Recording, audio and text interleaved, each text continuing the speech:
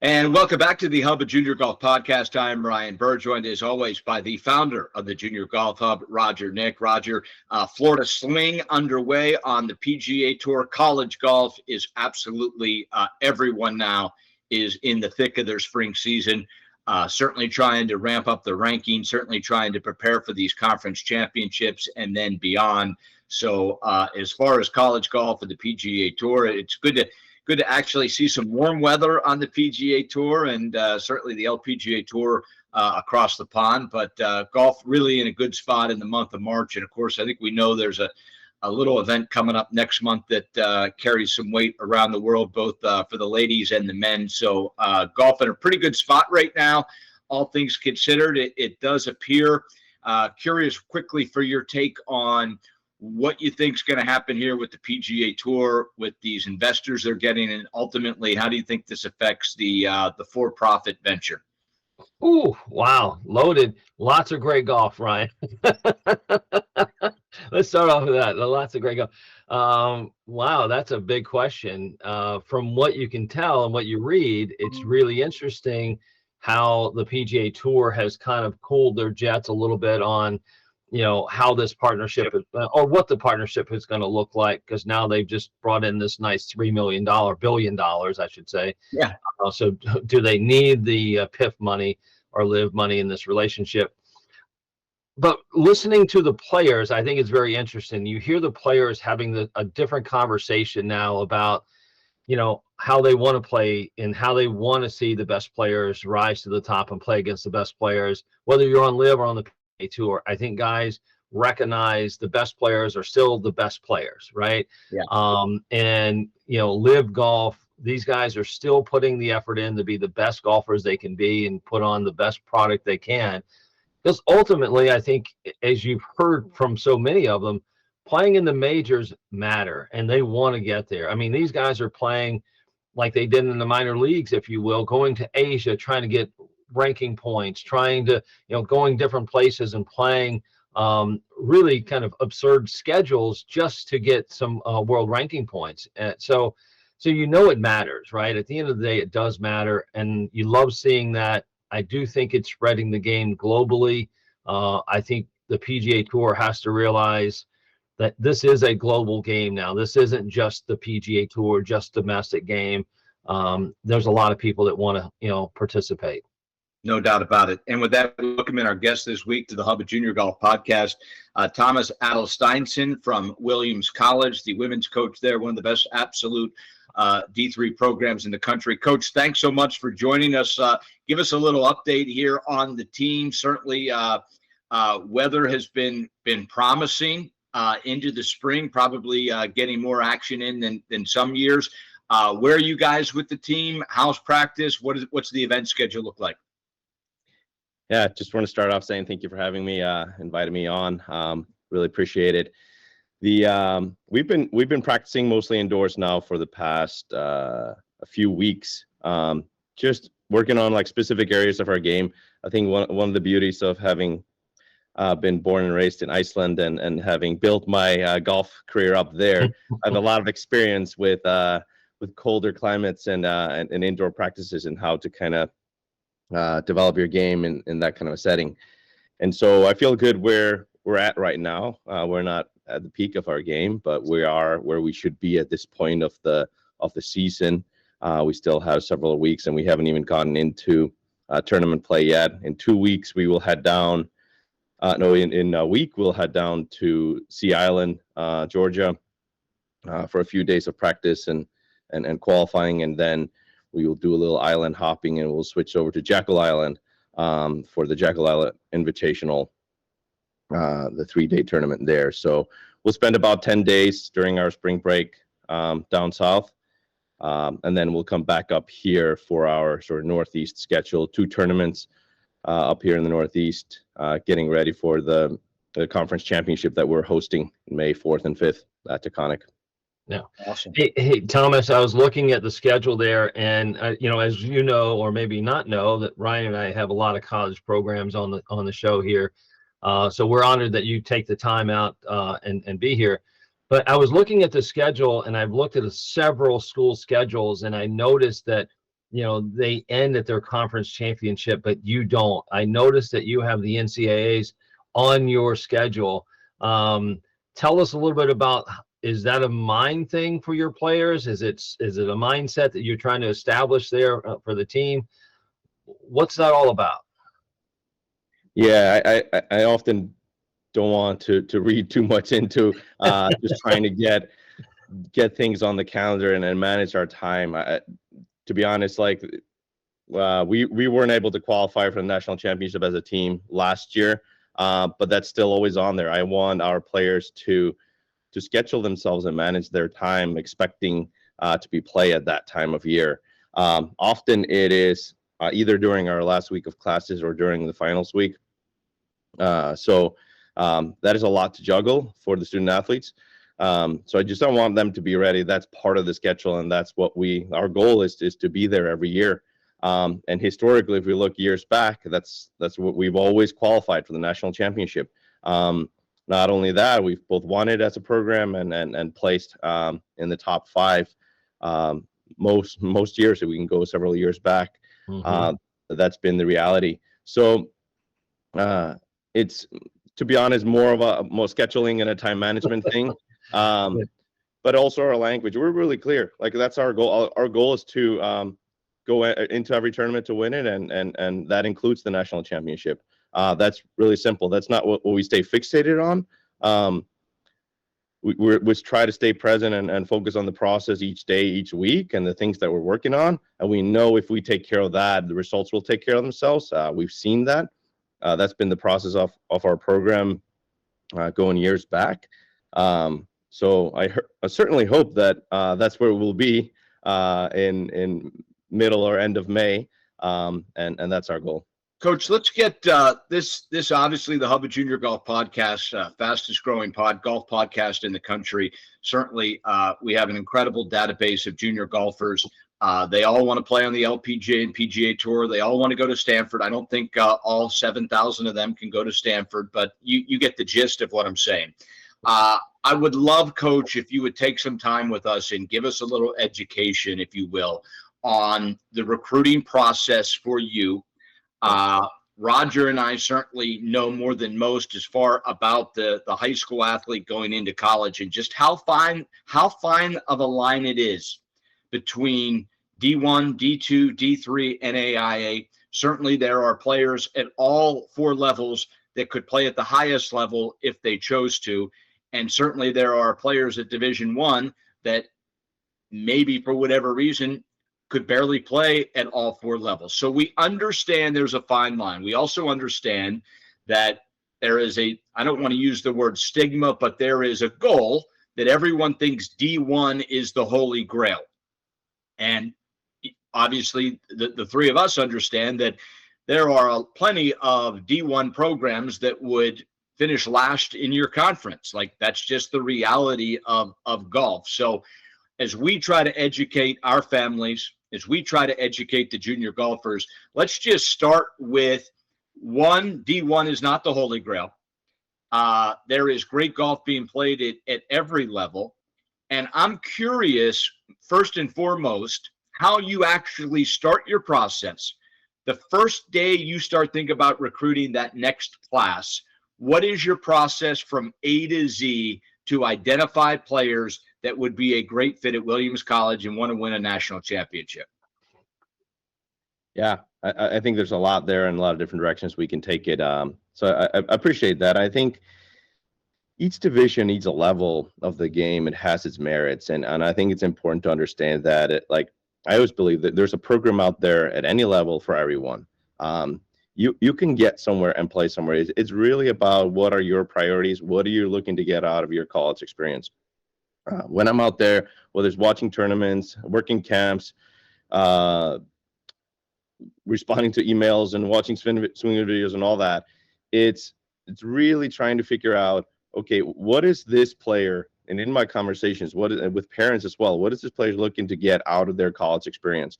I sometimes give a story. There was a young lady, I think from Southern California, was like, I'm really interested in Williams. I'm really excited to come to Williams. And I just played this event. There was a semi-pro event in Arizona. I shot 5 under.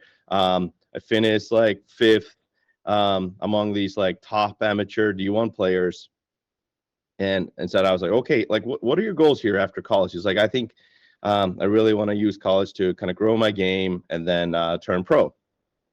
And so I was like, hey, I really appreciate your interest in Williams, but I also want to be really clear that the difference for ours, all of our players are going on to study something and prepare themselves for a future career outside of golf, whether that is going to medical schools, going to law school, going to work on Wall Street and investment banking, whatnot. Those are some of the main things that they've been focused on. We frankly don't have the time or don't allocate as much time to practice and traveling and tournament play as some of the, I would say, top 50 Division I programs. So if that's what you're looking for, to play against the best players in the country, to develop yourself so you might have a chance to go on the play on the LPGA Tour as the end goal, maybe Williams is not the right spot for you. I was like, you're that good, you should talk to those top 25 Division I programs. Fortunately, she had an opportunity. She got a scholarship offer at a strong Division I institutions.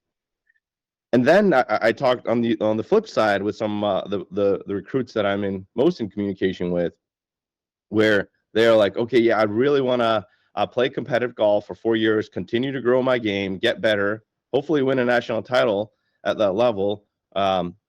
So feel that great sense of accomplishment for all the hard work you've been putting in. And I'm also interested in being pre-med. It's like, okay, great. That's ideal. Like, that's what we're looking for. Yeah. We're looking for someone with that ambition and that is willing to, I say, put academics first, but that's like 1A and golf comes 1B. It's like, are you able to juggle those things in an equal effort and commitment all throughout your college career? So in the process, that's what we're looking for. Has that player and that student the proven academic record? I mean, are they getting those straight A's and high test scores and glorious recommendation letters and whatnot? That's the hardest thing. I have no idea what I sometimes joke about it. I have no idea about Rose Zhang's academic records and whatnot. But if that was the case and Rose Zhang was interested in coming to Williams and finishing out her eligibility at the college level, it comes down to, does she meet the academic standards that Williams is looking for? If she doesn't, I don't have a chance. Wow. We're talking about one of the best players in the world, but I don't stand a chance. So that's where it starts. It has to be the academic standard first. And I always say that too. It's like, obviously we're looking for the best of the best players. So as they're playing competitive junior events, it's like, are they able to shoot even par, under par in those competitive events? Because we need to see, not just, we're both trying to predict how they're going to do in 3 years, 4 years, 5 years from now. But at the same time, we need to have some sort of a knowledge of that they're capable of doing it at this point in their career. So we can't just go on a limb. I'll go, oh, you're averaging 80 right now, but I really think you're going to shoot under par in college. It doesn't necessarily go that way. So what I will say, most of our players, they have received Division I scholarship offers in the recruiting process. They decided not to go to those programs, to those schools, because they wanted to come and get the educational experience they get at Williams, plus hopefully compete for a national title each of their 4 years. And I would be kind of missed to say if I wouldn't add the caveat that often is associated with Williams is Takane Golf Course is on the Williams campus, and that is a big draw. And I often say, like, there's a lot of competitive golf programs, there's a lot of top academic institutions, but not a lot of them also have Takane right on their campus. So that's unique. So those are sort of the three pillars, if you will, that we trying to explain to students we have to offer. With that said, you said it also, both within our conference and in all the divisions, even Division III, there's a program that is going to need that player to move their game to the next level. And I really try to be honest, is like you said it earlier, it's like, oh, everyone's looking to go to Stanford, everyone's looking to go to Harvard. It often comes up in our case, in our academic world. Well, not all 7,000 are going to go to Harvard either. Right. So find a school where you're going to be challenged and get that academic experience, but also where you have a chance to travel and help that team get to the next level, whatever that is. That being competitive in their conference, is that getting to more the regional one, qualifying for a national championship, and then hopefully having a chance to compete for that title. Roger, if I could follow that up, please. I just want a quick follow on that. Quickly, Coach, and quickly. I know Roger's got a good question. Do most of your players find you, or do you find them? I think there's a good balance in a lot of the times. I said each class, I'm getting about 120 recruits that email, contact me each year that I'm in communication with. That can be a variety of, like, they reached out to me, they come through a recruiting service or recruiter, some database. But there's often, like, I'm out on different tournaments and hosting camps, and I say, hey, there's a first year on our team now. At the summer after her sophomore year, I saw her play in one of the junior tournaments around, and I was like, I really like this player's game. So after the round, went to chat with her. I wasn't sure really what she wanted. I was looking at a few strong academic institutions and a mix of D1, mostly D1, but a mix of D1 and D3. And so there have been times where you kind of see that talent and you just want to know more about them. And there can be both the way they carry themselves, the way they play the game, not just the final results, because I've brought up stories in the past. I've also recruited players where, like, their game necessarily hasn't been peaking at the time of where recruiting is most sensitive. I'm going to put it that way. And players think they're like, oh, I need to be playing my absolute lowest scores right now, so coaches notice me. But it's also about an element of, like, do I think that both me, myself, and the program have something to offer to that player that be valuable for their development, their growth.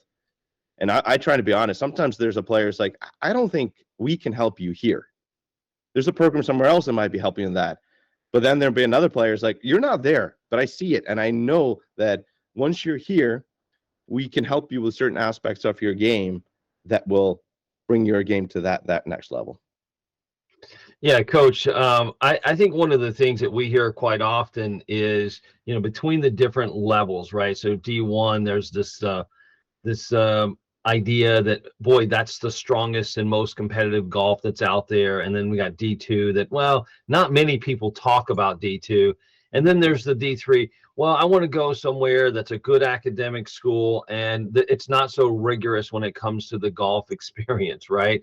Now, as you said, Williams and Taconic, it's voted almost annually the best golf experience in the country, whether it's D1, D2, D3, whatever, right? I mean, it's amazing. It's quite amazing if you haven't seen it and played it. What would you tell the parents and the players about that, kind of experience? Because I think there's a big gap between people realizing how competitive it really is at the Division III level, right? And you can see, we already know that academically the NESGAC has, obviously a very, very strong academic marks and what it is. But the golf that you guys are playing, it's not just, hey, you show up every once in a while, casually come into practice. Tell us more about that. Yeah, and it's, I've been very fortunate. I give the ladies on our team huge credit for. Sometimes I don't really know how they do it, how they juggle all their academic work and the golf. But I think it's often a surprise to them also. It's like they come in with successful junior careers and, like, hey, I'm gonna be in the lineup, and then now we have a roster of 9 players right now, and we get to bring 5 to the major tournaments. So 4 stayed at home. So it's hard when like, hey, wow, I could have been at a mid-major D1 school, or I could have been somewhere else and been a constant contributor to the program. And here I am, I'm at home sitting while my teammates go.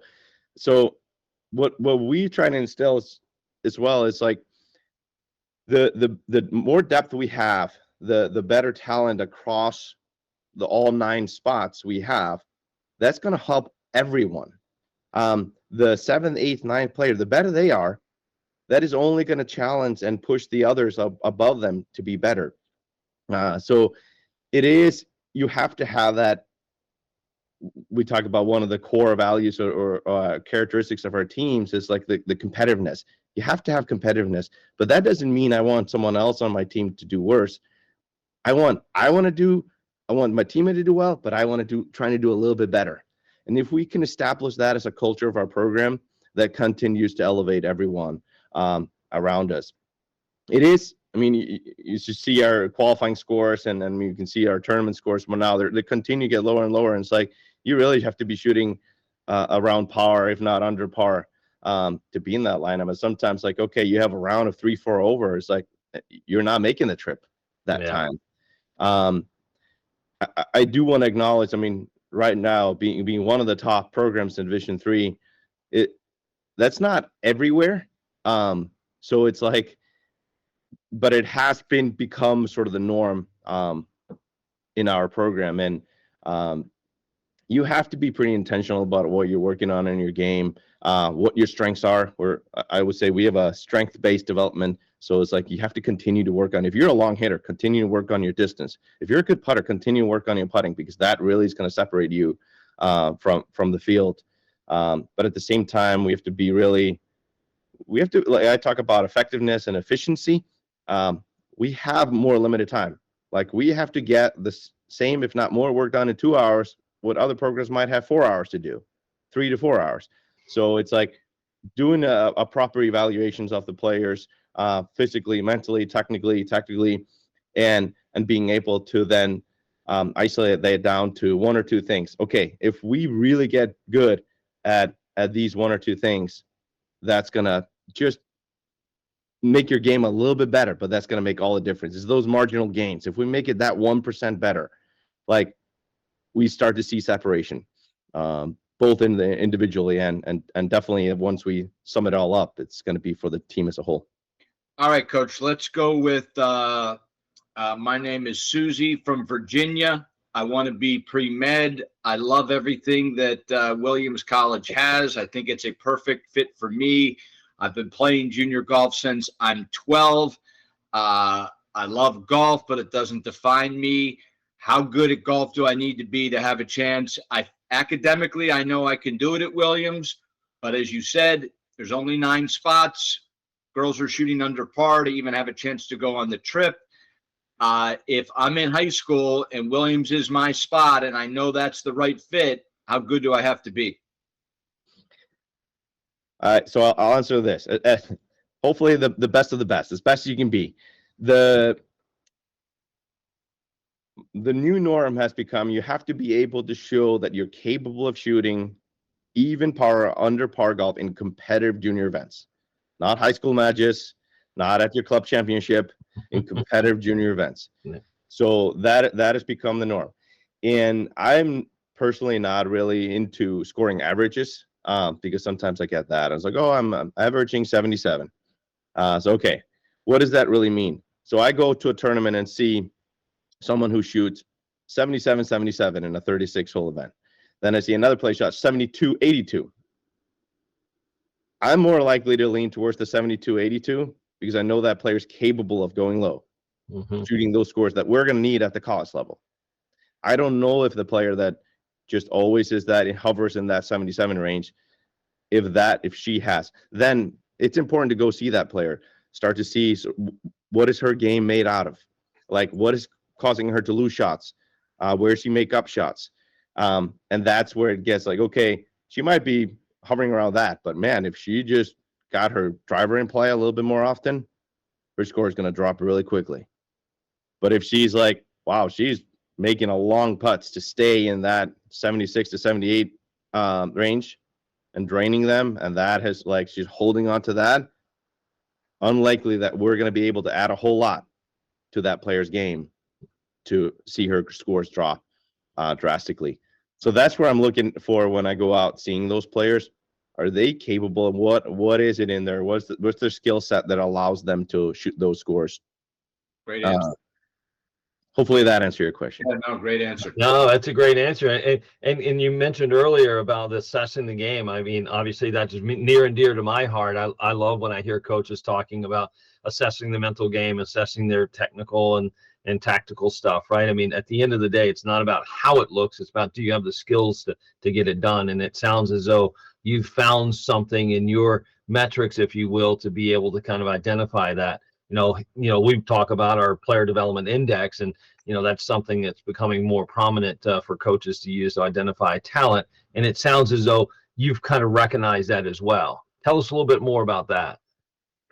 Yeah, and I think it's I've throughout the years I've been working something I call like the golf development curriculum. It's just starting to collect ideas, concepts, and I break it up in these 5 categories of physical, mental, technical, tactical, and then cultural or social. And I want to make sure, and we just had briefly one of our we do a weekly meeting as a team, and where they had working in pairs going over that. Where I also want to hear like teammates feedback, like, hey, how do you view my game? Where do you feel like, what are my strengths? Let's talk through that. And what are the things where you feel like are areas of I can see some improvement in? And from that sort of list, and it includes about, let's say, about 100 items, elements that I feel like all of those can be worked on. So that becomes a foundation for goal setting for us. It's like, okay, if I work on this X many times a week for over a certain amount of time, we're going to start to see improvements on that. Like I do the TPI assessment. We do speed work with speed sticks. We do elements of that. My background's in sports psychology. So I do ongoing assessment on that. So there's both me implementing, hey, those are the things I would like to see. If you think about, I mean, Vision 54 has talked about the super golfer, the one that's going to shoot 54 at some point. I love that concept. And so if you take all these variables out of our development curriculum and say, hey, the super golfer has 10 in all of those, and over all those 5 categories. And it's like, but what do we need? What are we missing in our game that's going to help us kind of gain that? Again, we're not talking about huge leaps. We're not going to get someone. I'll take something trying to simple as like that has really slow swing speed and make them one of the fastest swing club pad speed on our team in the league. It's about, can we get a little bit faster here if we identify that element of your game to be important for you to take it sort of up a notch. So that has become really important for us, and it's also to make practices, both individual practice, team practices, a little bit more intentional. So we're not just gonna look, I'm just gonna go just hit balls or work on something. I was like, what specifically we're working on, and we split it up. Even I call this time when we start in February and until spring break, it's really our main developmental season, and so the team lifts 3 times a week during January, and then we do 2 heavy lifts during the week once we start up golf practices. But we have short game practice on Mondays. We have team meetings on Tuesdays. We have individual sessions on Wednesdays. We have full swing and target practices on Thursdays, and we have drivers and distance exclusively on Fridays. Sort of our fun day. Turn the music up and just swing fast. So the idea becomes like, okay, if we can continue to work on this distance has become really important. You don't have to go very deep into the statistic. You start to see like that matters at any level. If we can keep the ball on target line as much as possible, like it's going to tighten up our dispersion as with our irons and with our approach shots. If we then can dial in our distances with our wedge game, if we can be really good in 4 to 12 footer putts, is what we can work on our indoor green. Once we start to put these pieces together, like we've covered a whole lot of the technical and the tactical elements of the game. We add the physical work that we're doing in the weight room. We add the mental stuff that I sort of like sprinkle in, and we cover a lot of that, just given my emphasis and background. And what I've seen is like, yeah, if we stay focused on that each day, each moment, it's cliches, but if we stick to the process, the results will take care of themselves. I strongly believe in that. Yeah, love it. I think we believe in that as well, Ryan. I think we talk about that all the time, and Coach, we've got plenty of girls we'll be sending your way. So that sounds like a great program there. Obviously, we know it is. So super good job to you guys. So Yeah. Thank you. Last question, Coach. I'm not breaking news here on the Hub of Junior Golf, but golf is really hard. Let's just take Justin Thomas, arguably a top 5 player in the entire world, and last year lost it, right? Justin Thomas was not Justin Thomas. Trying to make the FedEx Cup playoffs, trying to make the Ryder Cup, the pressure only made things worse. Let's bring it to every level. The reality is that golf is really hard.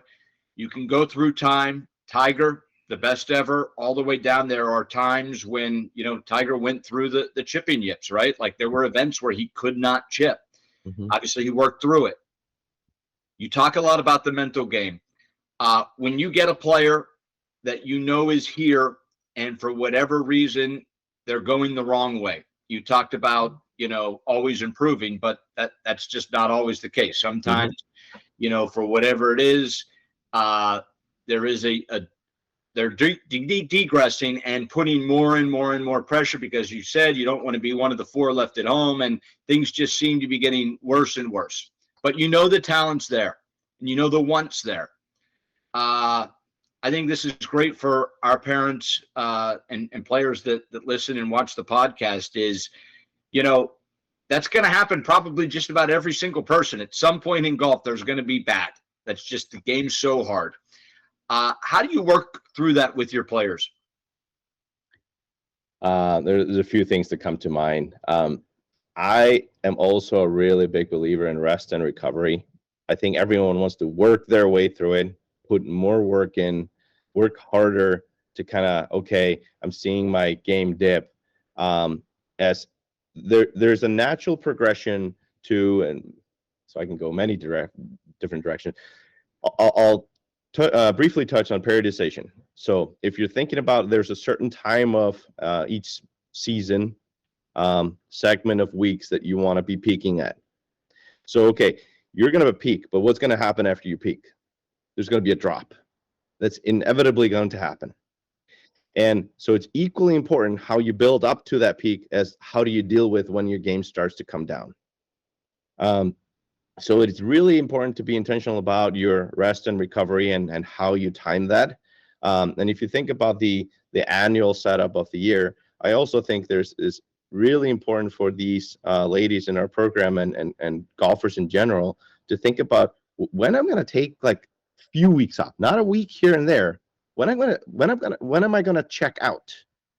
And this became really apparent after Luke Donald made the world number 1. Like Pat Goss in Northwestern started talking about like, hey, remember when you were in Northwestern? You took like 10 weeks off because we're in the heart of winter here and like finals were coming and whatnot. But you don't have to deal with that on the PGA Tour. But that's still the reality. It's like we need to have an opportunity to really check out and feel really refreshed coming back into the game. There's also, I'm going to go way back. My old national team coach in Iceland was from Sweden, Stefan Johansson, and he coached Per-Ulrik Johansson back in the 90s. And he always gave us a good story of like where dealing with some of the outside factors outside of golf. Because when your golf game starts to slip, it's not always because of your golf game. Often it has to do with some other things outside of your golf game. So if you're just saying, hey, just ignore those, I just really need to put more work in my game. Like that it's not going to just get solved on its own. That's sitting out there.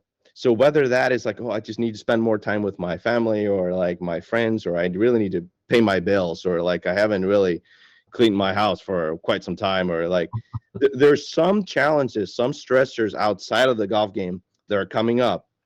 And I'll say this specifically for junior girls, their social relationships are very important. Their social connections. If they're not making time to connect with people around them, And that can be family members, that can be siblings, that can be friends in and outside of school. But they really have to feel that sense of community. If they're not having an opportunity to connect with those people around them and finding sort of joy and connection outside of the golf, it's going to be really hard. It's going to be really, really hard to really find that focus, to find that commitment on the golf course.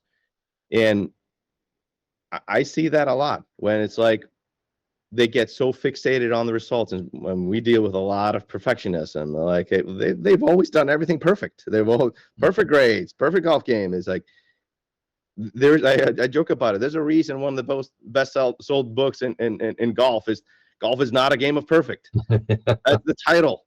And so just like trying to remind someone who has these perfectionistic tendency that, hey, the idea is not to get perfect. That only causes frustration. So we have to also work with the person of like, do you have outlets? Do you have people to talk to? You have other things to be engaged in? What are your other interests? What do you like doing outside of golf and academics? Those all become really important things. I wouldn't speak to those specific cases you talked about with Justin Thomas or Tiger Woods and anyone in their careers. I don't know what their lives are all about, but I wouldn't be surprised. Most often has nothing to do with golf. Yeah. Great message there, Thomas. Great message to the kids and the parents to listen to that, because I think that is a blind spot. I think there's this grind out there. Let's go get it. Let's go get a Division I scholarship or whatever it may be, and isolation, parent-child kind of conflict, and it actually destroys the whole development of the kid, right, of the junior golfer, and the person themselves, right, herself or himself, right? So great message. That was well said there. I love it. Yes. Coach, thank you so much. It took a little more time, I know, than you probably thought, but you had incredible insight in all those questions. So we really appreciate your time, your season coming up. We want to wish you the best of luck and go get that natty. Yeah, let's do it. Thanks for having me, Ron. Really appreciate it. Fun chatting with you guys. Good luck. And we'll continue. It's today, so that's our focus. You got it. Thanks so much, Thomas. And happy birthday to your son. Thank you so much. All right. See ya. Bye. Wow, that was pretty good there, Ryan. Did it again, Roger. We did it again. I think the viewers and listeners of this show are really going to appreciate the insightfulness that he was able to offer, and certainly we would never want one of our players to not strive to play on the LPGA Tour or PGA Tour if that is their ultimate goal. I do think there has to be a level of being realistic. There are 3 levels of Division I All-American teams, the first, second, and third team All-Americans, and like 2 of those All-Americans ultimately play at the highest level. Yeah. And the other 13, they have great lives, they do their thing, but they actually don't make it to the highest level of golf. And that's if you go to college and absolutely just crush it.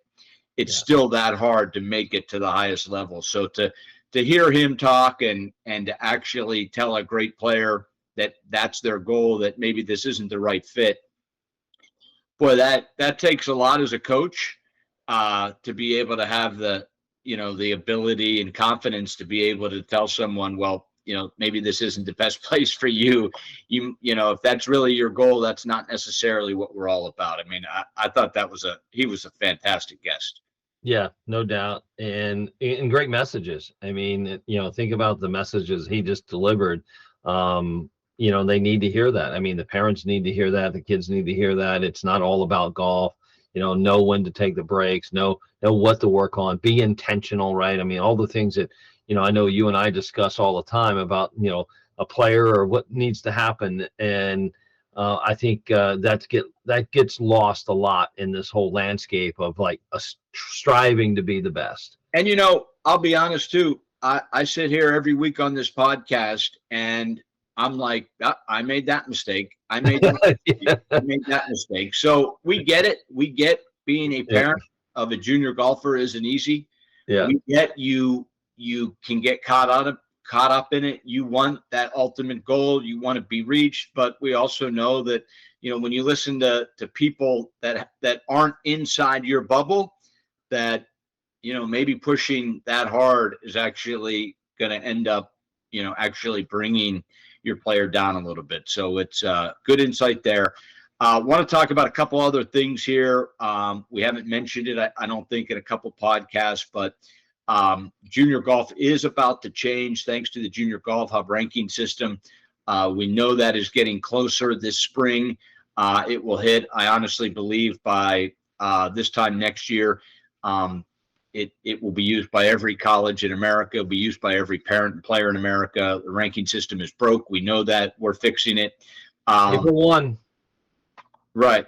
Let's tell us a little bit more about how this ranking system is different, and why these colleges that we've spoken to, and we're talking about the absolute highest end of universities, are fully on board on the Junior Golf Hub ranking system.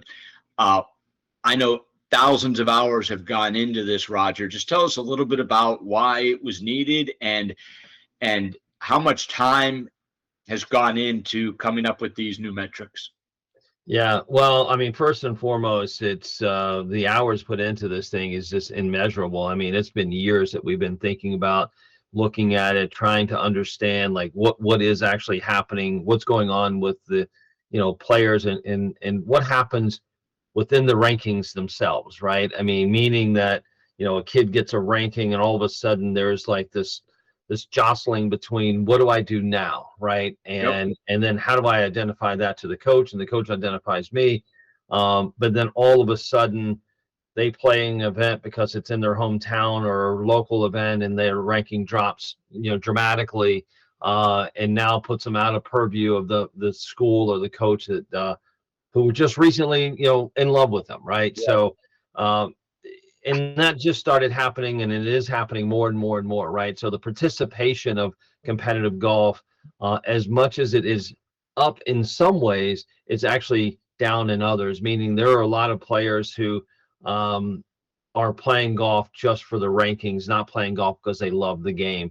And I think you and I have had numerous conversations with college coaches, and that is their number one thing that they say they look for is we want to see a kid who loves the game. Right. Girl or boy, right? Man or woman.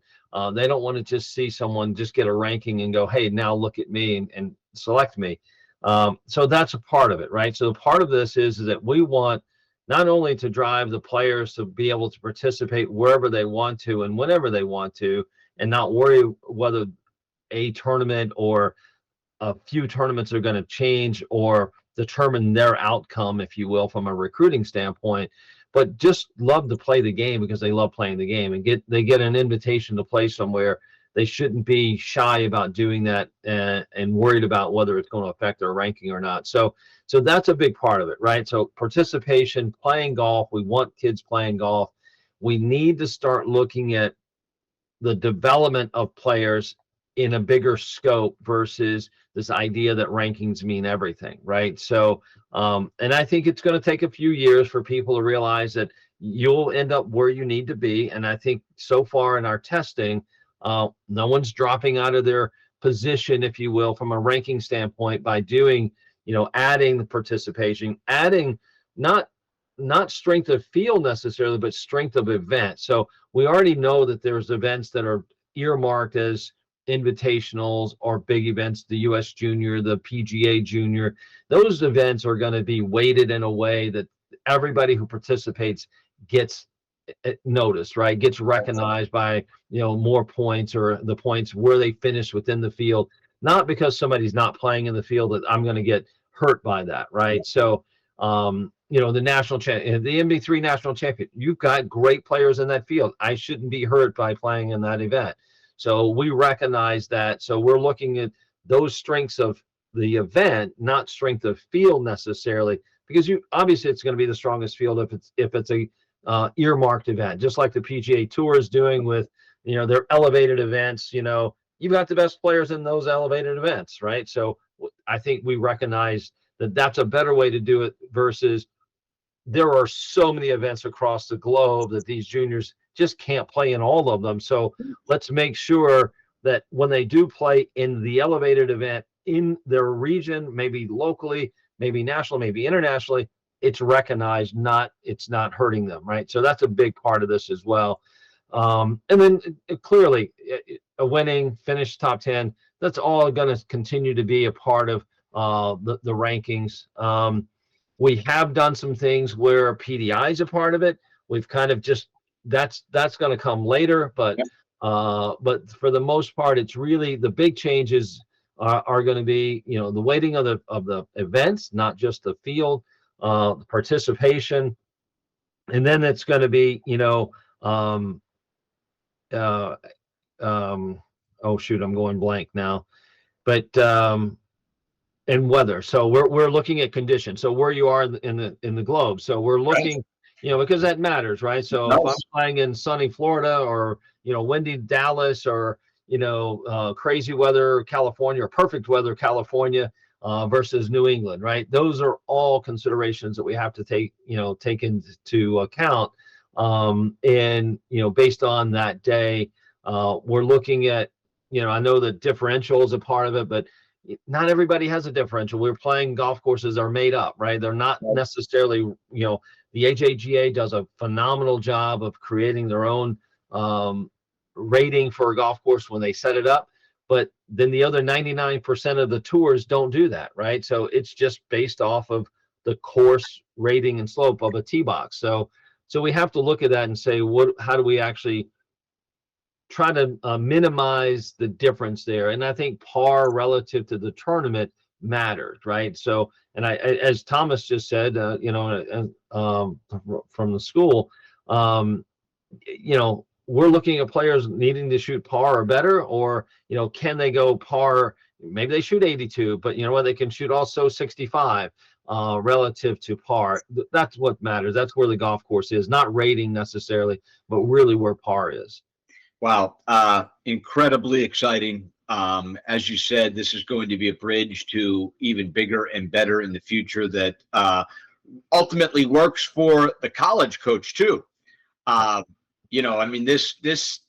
thing I love about the Junior Golf Hub ranking system that's coming is it actually, when it's all said and done, is going to be so much a better identifier for the college coach when all the metrics are ultimately in place, and the player, where you're not going to try to have to work the ranking system. I mean, it's just the dumbest mentality in the history of junior golf, that where you play and what you play is based on how you're going to try to manipulate a silly ranking that someone else has determined. I mean, it's crazy. It's destroyed the game. Absolutely has. Yeah.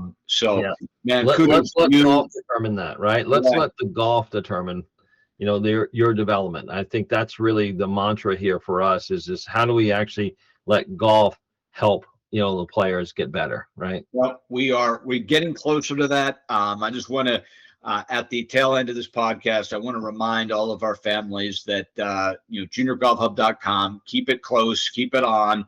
Certainly, we are going to do a great job of letting the world know when we're absolutely ready to go with this. It's close. Some more testing needs to be done before the final product goes out.